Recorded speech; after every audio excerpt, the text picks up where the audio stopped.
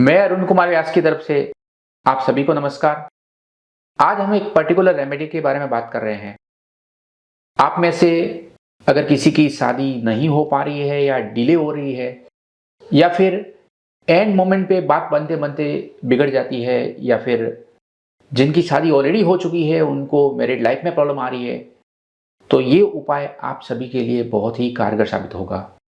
ये काफ़ी पॉजिटिव है और इसका रिज़ल्ट काफ़ी फास्ट आता है। तो मैं आपको वो रेमेडी एक्सप्लेन करने जा रहा हूँ। अभी आपको जो स्क्रीन के ऊपर चार्ट दिखाई देगा, आप उसका स्क्रीनशॉट ले सकते हैं और मैं आपको वो चार्ट एक्सप्लेन करने जा रहा हूँ। तो आपको बेसिकली श्रीमद् भगवत गीता पढ़नी है, लेकिन उसका जो तरीका है, वो इस चार्ट में जैसे लिखा है, वैसे आपको फॉलो करना है। पहले दिन आपको भगवान श्री कृष्ण का एक फोटो लगा के, उसके सामने घी का दीपक करके और एक पानी का कलश भर के रखना है। एक कलश आप दूसरा अपने लिए रखेंगे, जिसमें से थोड़ा सा पानी आपके राइट हैंड में लेंगे, फिर इस कलश को नीचे रख के ऐसे हाथ रखेंगे, जैसे हम भगवान से प्रार्थना करते हैं या चरणामृत लेते हैं। उसके बाद आपको अपनी आंखें बंद करनी है। फिर आंखें बंद करते हुए भगवान श्री कृष्ण का आपको ध्यान लगाना है और मन के अंदर एक प्रार्थना करनी है कि हे कृष्ण भगवान, मैं ये भगवत गीता का अनुष्ठान करने जा रही हूं या करने जा रहा हूं। मुझे अपना आशीर्वाद दीजिए और मुझसे कोई गलती हो जाए तो मुझे क्षमा करें। ऐसा करके मन में एक प्रार्थना करके और जमीन के ऊपर वो जल छोड़ देना है। इस प्रोसेस को बोलते हैं कि आपने संकल्प लिया है। अब आप इस चार्ट के अंदर जो सबसे नीचे एक मंत्र लिखा हुआ है, उस मंत्र को बोलेंगे। हे राजन, विशेष क्या कहूं, जहां योगेश्वर श्री कृष्ण भगवान हैं और जहां गांडीव धनुषधारी अर्जुन है, वहीं पर श्री विजय विभूति एवं अचल नीति है, ऐसा मेरा मत है। ये मंत्र आप बोल के फिर 5वां अध्याय पढ़ना स्टार्ट करेंगे।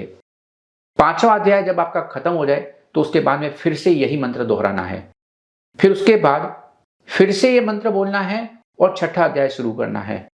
फिर 6ठा अध्याय कंप्लीट हो जाए तो उसके बाद में फिर से ये मंत्र बोलना है। फिर 7वें अध्याय से पहले और 7वें अध्याय के बाद में भी बोलना है। यानी कि before and after every chapter आपको ये मंत्र रिपीट करना है। इसको बोलते हैं संपुट, जो कि इसमें ऑलरेडी मेंशन किया हुआ है चार्ट के अंदर सबसे नीचे। आप ये अनुष्ठान कोई भी समय स्टार्ट कर सकते हैं, सुबह, दोपहर को, शाम को या रात को, कभी भी। जब आप भगवत गीता पढ़ते हैं तो हो सके तो थोड़ा सा बोल के पढ़िएगा, यानी कि वर्ड्स आपके मुंह से बाहर निकलें। आप कोई भी भाषा में पढ़ सकते हैं, हिंदी, इंग्लिश या कोई रीजनल लैंग्वेज में भी। इसकी कुछ टर्म्स कंडीशन है जो मैं अभी आपको एक्सप्लेन कर रहा हूं। एक तो आप ये अनुष्ठान कंटिन्यूअस करेंगे 40 डेज तक। दूसरा कि आप जब तक 40 दिन तक इस अनुष्ठान को कर रहे हैं तो मेक श्योर कि आप प्योर वेज ही डाइट लेंगे। तीसरा, आप ये अनुष्ठान कॉन्फिडेंशियल तरीके से करेंगे, मतलब किसी के साथ शेयर नहीं करेंगे, डिस्कस नहीं करेंगे। चौथा, आपका ट्रस्ट भगवान श्री कृष्ण के प्रति बना रहना चाहिए। और 5वां कि आप अगर अपना स्थान चेंज करते हैं, मान लीजिए आप एक सिटी से दूसरी सिटी में चले जाते हैं या होटल में चले जाते हैं या बाहर कहीं घूमने चले जाते हैं, तो अपनी भगवत गीता अपने साथ में रखिए। और इसके अलावा आपको इस बात का भी ध्यान रखना है कि आप तीनों चैप्टर 1 सिटिंग में पढ़ेंगे। अच्छा, एक बात और कि जब आपका लास्ट दिन आएगा यानी 40th डे, उस दिन आपको टाइम ज्यादा लगेगा, यानी कि 9 चैप्टर आपको एक साथ पढ़ने आएंगे। तो उस दिन आप अपना टाइम मैनेजमेंट उसी तरीके से रखना। आपको एक बात का और ध्यान रखना है कि अगर लेडीज को पीरियड का टाइम है तो उसमें ये रेमेडी नहीं करेंगे, आप 5 दिन का ब्रेक दे सकते हैं। लेकिन आपने जहां पे इसको रोका है वहीं से ही 5 दिन बाद यानी कि 6 डे पे फिर से स्टार्ट कर देंगे और 40वें दिन का चैप्टर आप कंप्लीट करेंगे। अगर आपका ये सीक्वेंस 40 दिन तक कंटिन्यू नहीं होता है, यानी कि कहीं पे बीच में जाके डिसकंटिन्यू हो जाता है या ब्रेक आ जाता है, तो आपको डे 1 से फिर से स्टार्ट करना पड़ेगा। भले ही आपने 35, 36, 37 डेज़ पे जाके डिसकंटिन्यू हुआ, तो भी आपको पहले दिन से फिर से सीक्वेंस स्टार्ट करना पड़ेगा। इसलिए आप टाइमिंग का ध्यान रखिएगा, आप मिस ना करें कोई भी सीक्वेंस को या डिसकंटिन्यू ना करें।